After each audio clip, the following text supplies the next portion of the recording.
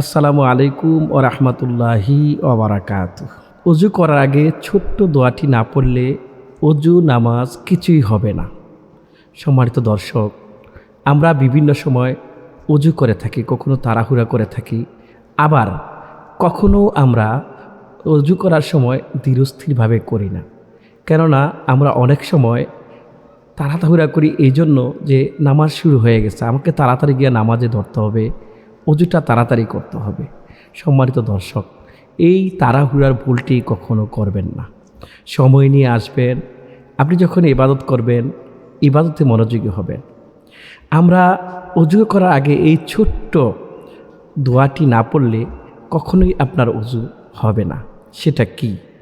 সর্বপ্রথমে আমাদের নামাজও হবে না অজু না করলে। কেননা আল অজু উ মিফতাহুস সালাহ, অজু হচ্ছে নামাজের চাবি। সম্মানিত দর্শক, কোনো তালার চাবি না থাকলে যেমন আমরা ঘরে ঢুকতে পারি না, তেমনিভাবে নামাজ হচ্ছে, অজু হচ্ছে নামাজের চাবি।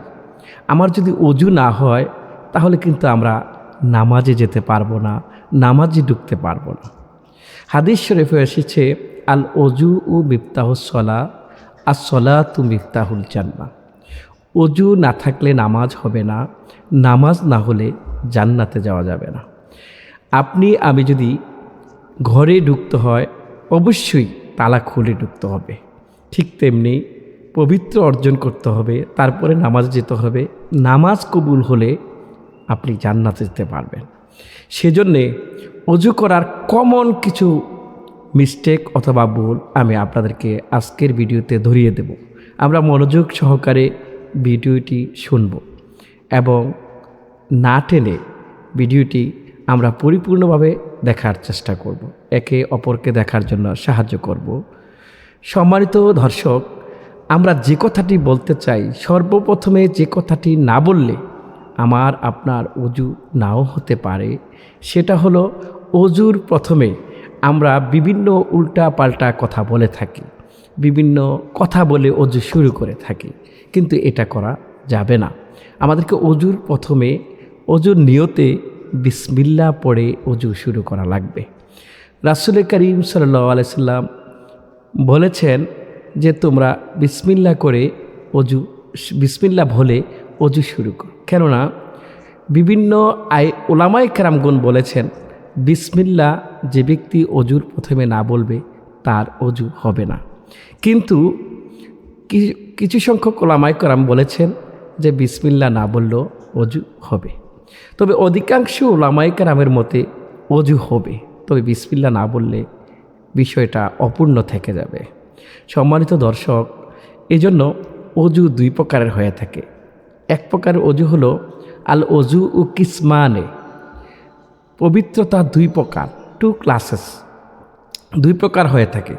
একটা হচ্ছে এসবাগুল অজু, হাদিসের ভাষায় এটাকে আল এসবাগুল অজু বলা হয়। তার কারণ হচ্ছে এটা হচ্ছে পরিপূর্ণ অজু। আরেকটা হচ্ছে যেমন তেমন টালমাটাল অজু, অর্থাৎ আমি করলাম আর কি, পবিত্রতা অর্জন করলাম, মানে অর্থাৎ গুরুত্ব দিলাম না এই অজুটাকে, সেটা কিন্তু পরিপূর্ণ অজুর হক আদায় করে হয় না। ফলে অজুতে সমস্যা থেকে যায় এবং ত্রুটি থেকে যায়, ফলে এই ত্রুটি নামাজেও হতে পারে। সুতরাং আপনার অজু এবং নামাজ দুটোই নষ্ট হয়ে যেতে পারে যদি পবিত্রতা সঠিকভাবে অর্জন করা না যায়। আমরা যেই ভুলগুলো অজুতে করে থাকি আমরা আজকের ভিডিওতে বলবো, এবং কিভাবে আমরা অজুটা সঠিকভাবে করব সেটাও কিন্তু আমরা জানব। সম্মানিত দর্শক, রাসূল করিম সাল্লাল্লাহু আলাইহি ওয়াসাল্লাম বলেছেন যে লা তুকবালু সলাতু বিগাইরি তুহুর। রসুল বলেন যে তুহুর ছাড়া নামাজ কবুল হয় না। লা তুকবালু সলাতু বিগাইরি তুহুর, অর্থাৎ আপনাকে তুহুর অজু আপনাকে সঠিকভাবে করা লাগবে। এজন্য আমরা চেষ্টা করব অজুটা সঠিকভাবে করার জন্য। সম্মানিত দর্শক, যে কথাটি আমি বলতে চাই যে অজুর ভিতরে অজু করার পরে আমরা যখন একটি কালিমায়ে শাহাদাত পড়ি, তখন আল্লাহ সুবহানাহু ওয়া তাআলা জান্নাতের দরজাগুলো খুলে দেন। যে কাজটি করলে জান্নাতের দরজা অটোমেটিক খুলে যাবে, সেই কাজটা হলো কালিমাতুশ শাহাদা। যেমন আশহাদু আল্লা ইলাহা ইল্লাল্লাহু ওয়াহদাহু লা শারীকা লাহ ওয়া আশহাদু আন্না মুহাম্মাদান আবদুহু ওয়া রাসূলুহু।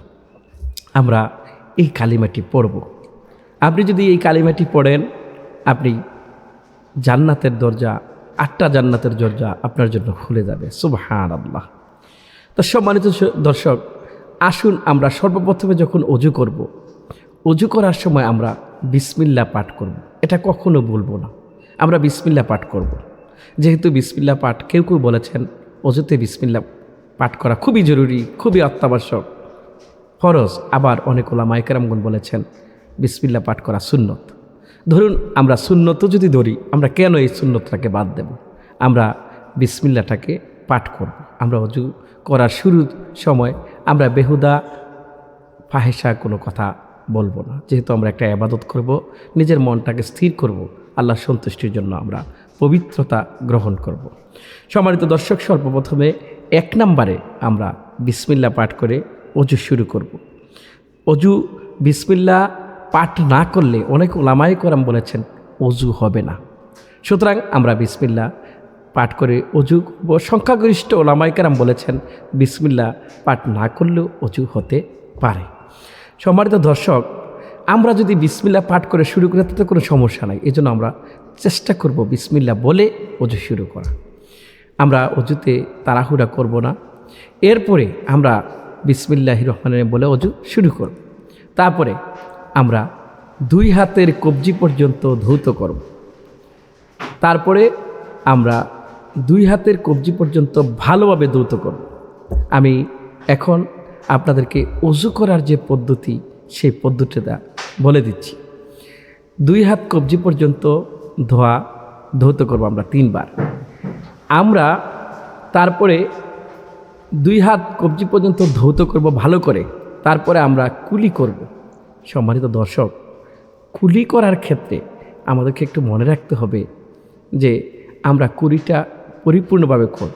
অনেকে আমরা কুলি করে থাকি, মুখে পানি দিলাম, ছেড়ে দিলাম। না, আপনাকে মুখের ভিতরে রেখে 2 পাশে নিয়ে পানিটাকে সুন্দর করে কুলি করতে হবে। ভালোভাবে গড়গড় করে মুখের ভিতরে কুলি করতে হবে। আর চতুর্দিকে মুখের ভিতরে পানি পৌঁছাইতে হবে। মুখে কোনো অপরিষ্কার কিছু থাকলে সেটা বের করে দিতে হবে। তারপরে আমরা নাকে পানি দেয়া। সম্মানিত দর্শক, আমরা যখন নাকে পানি দেব তখন কিন্তু আমরা নাক পরিষ্কার করে থাকি, এবং আমরা হাদিসের ভাষায় এসেছে নাকে যখন পানি দেব আমরা নাককে টান দিয়ে পানিটা নিয়ে যাব ভিতরের দিকে। তবে এত জোরে আমরা টান দেব না যাতে করে আমার মাথায় পানি অথবা এমন জায়গায় পানি ঢুকে যাবে আমার কষ্ট হবে। আমরা চেষ্টা করব পানিটাকে নাকের ডগায় নিয়ে একেবারে সুন্দর করে নাকটা পরিষ্কার করা। আমরা পানিটা এভাবে কুশ করে নিয়ে, আমরা অনেকে এভাবে পানি দিয়ে নাকে এভাবে ধৌত করি না, কুশ করে নিয়ে এভাবে পানিটা দিয়ে নিঃশ্বাস হালকাভাবে আমরা উপরের দিকে নেব। তারপরে আমরা নাকটাকে পরিষ্কার করে আমরা 3 বার ধৌত করব। তারপরে আমরা মুখমণ্ডল ভালো করে ধৌত করব। মুখমণ্ডল ধৌত করার ব্যাপারে আমরা এই যে চুলের গোড়া থেকে শুরু করে থুতুনির নিচ পর্যন্ত, এদিক দিয়ে কান পর্যন্ত ভালোভাবে আমরা ধৌত করব। দাড়ি খেলাল করব। এমনকি আমরা যখন বিভিন্ন অঙ্গ প্রত্যঙ্গ ধৌত করব, কোনো আঙ্গুলের ফাঁকগুলো আমরা কোনোই আঙ্গুল দিয়া, এই যে ছোট্ট আঙ্গুলটা দিয়া আমরা খিলাল করব। সুন্দর করে আমরা অজু করব। 5 নম্বরে মুখমণ্ডল আমরা ধৌত করব। 6 নম্বরে আমরা হাত ধৌত করব। পরিপূর্ণ হাত 3 বার ধৌত করব। আমরা মাথা 1 বার মাসেও করব। সেটা হচ্ছে মাথার 1/4, অর্থাৎ মাথা আমরা ভেজা হাত দিয়ে পুরো মাথায় আমরা ইচ্ছা করলে মুছে দিতে পারি। তারপরে কান মাসেও করা, আমরা এগুলো করব। তারপরে আমরা পা ধৌত করব। এভাবে আমরা অজু করতে থাকব। সম্মানিত দর্শক, অজু করার পূর্বে আবারও বলি, আমি 1 নম্বর যে কাজটা করব, বিসমিল্লাহ আমরা বলে অজু শুরু করব।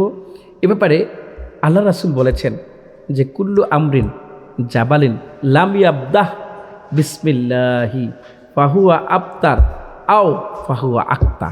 রসুল বলেন যেই কাজটা বিসমিল্লাহ বলে শুরু হয় না সেটা অসম্পূর্ণ থাকে এবং সেটা মানে মানে সম্পূর্ণ হয় না। আফতার অথবা আক্তার শব্দটা রাসূল এখানে উচ্চারণ করেছেন। সম্মানিত দর্শক, আমরা যদি সঠিক নিয়মে সঠিকভাবে অজু করি তাহলে আমাদের নামাজ সঠিক হবে।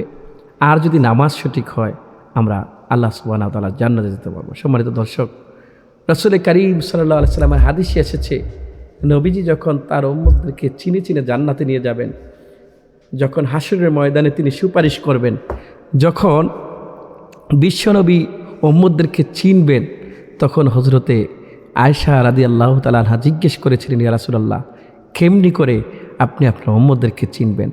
রাসূল করিম সাল্লাল্লাহু আলাইহি ওয়াসাল্লাম বলেছেন, আয়েশা, তুমি যদি একটা ঘোড়ার সামনের অংশ সাদা দেখো, অসংখ্য ঘোড়া থাকে, তুমি কি চিনবে না ঘোড়ার মাথার সাদা অংশ দেখে? তিনি বললেন, অবশ্যই চিনব। আমি যখন আমার উম্মতদের দিকে তাকাবো, গুররান মুহাজ্জালিনা বিআসারিল ওযু, যারা অজু করেছে, আমার ওই সকল উম্মতেরা হাত পা অজুর ধৌতের স্থানগুলো চকচক করে জ্বলতে থাকবে। আমি ওই চকচক করে জ্বলা উম্মতদেরকে চিনে চিনে আমি জান্নাতে নেয়ার জন্যে আল্লাহর কাছে সুপারিশ করব। সম্মানিত দর্শক, আসুন আমরা অজু করি, বিসমিল্লাহ বলে অজু শুরু করি। আমরা এমন কোনো কাজ অজুতে করব না যেটায় অজু অসম্পূর্ণ থেকে যায়। আমরা পরিপূর্ণভাবে অজু শেষ করব এবং নামাজ আদায় করব। এবং যেহেতু রাসূল করিম সাল্লাল্লাহু আলাইহি ওয়াসাল্লাম বলেছেন, আল ওযু ও মিফতাহুস সালাহ, নামাজের চাবি হচ্ছে অজু, আর সলাতু মিফতাহুল জান্নাহ, আর জান্নাতের চাবি হচ্ছে সলাহ। এজন্য আমরা পবিত্রতা সঠিকভাবে করব। আল্লাহ যেন আমাদেরকে অজুর সঠিক নিয়মে সঠিক মেথডে অজু করে আমাদেরকে জান্নাতবাসী বানায়। সবাইকে সুন্দর করে অজু করার জন্য এবং নিজেকে আমলি বানানোর জন্যে আমি সবিনয় অনুরোধ করব। ওয়া আখির দাওয়ানা আলহামদুলিল্লাহ।